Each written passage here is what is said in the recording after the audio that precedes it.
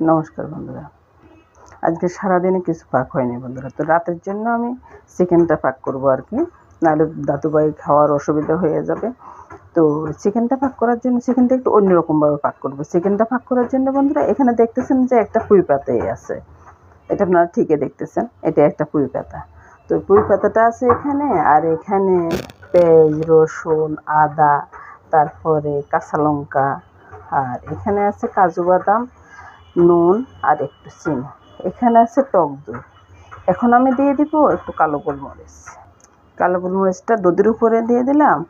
আর এবার আমি বন্ধুরা এই যে সবগুলো উপকরণ একসাথে ব্লেন্ড করে নেব।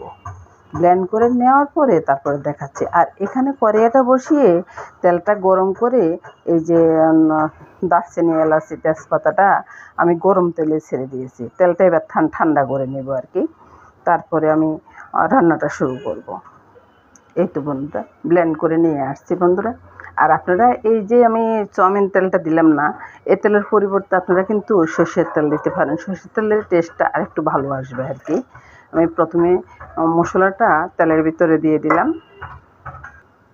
তেলের ভিতরে দিয়ে ভালো করে নেড়ে ছেড়ে নিচ্ছি। এবার আমি চিকেনটা দিয়ে দিব। এই যে চিকেনটা দিয়ে দিলাম। এবার আমি হাত দিয়ে একবার যতটা পারি খুব ভালো করে মেখে নেব। মেখে আমি 1 ঘন্টা রেখে দেব আর কি। এখন আর আমি চুলার জালটা দেব না, ভালো করে মেখে নিয়ে আর কি বন্ধুরা। মাখানোটা হয়ে গেছে বন্ধুরা। একটা পুঁই পাতা দেওয়ার কারণে কিন্তু বন্ধুরা অতটা সবুজ হয়নি, আমি 2টা পুঁই পাতায় দিয়েছি বন্ধুরা। এভাবে দেখতে পারেন যে কত সুন্দর হয়।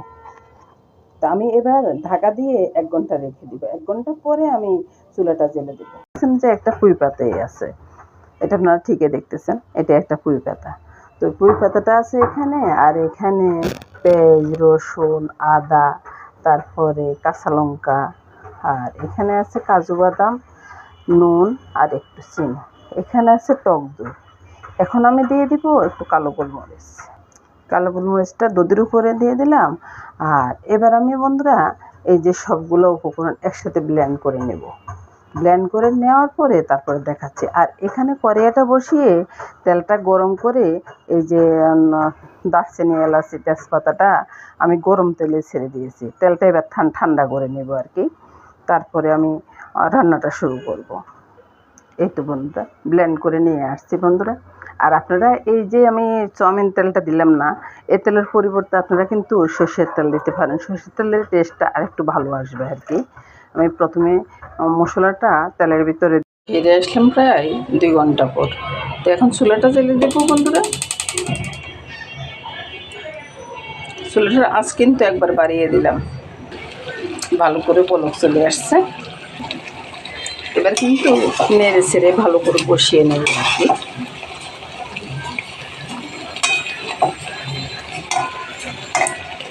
আসলে এক হাতে মোবাইল ধরে আর এক হাতে ভিডিওটা করি, তো ওই জন্য একটু এদিক সেদিক হয়ে যায় আর কি।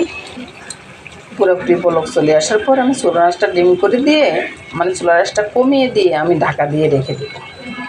5 মিনিট পরে বন্ধুরা আবারও আমি চুলার আঁচটা বাড়িয়ে দিলাম। চুলার আঁচটা বাড়িয়ে চিকেনগুলোকে কষিয়ে নিচ্ছি আর কি।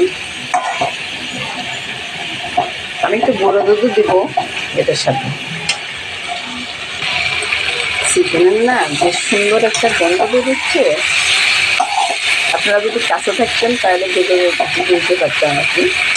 এখন তো আপনারা কাছে নাই, রান্না করে খেয়ে দেখবেন একবারে যাবে। খুব সুন্দর একটা রান্না। এবার আমি এই পর্যায়ে এসে একটু জল দিয়ে দিই।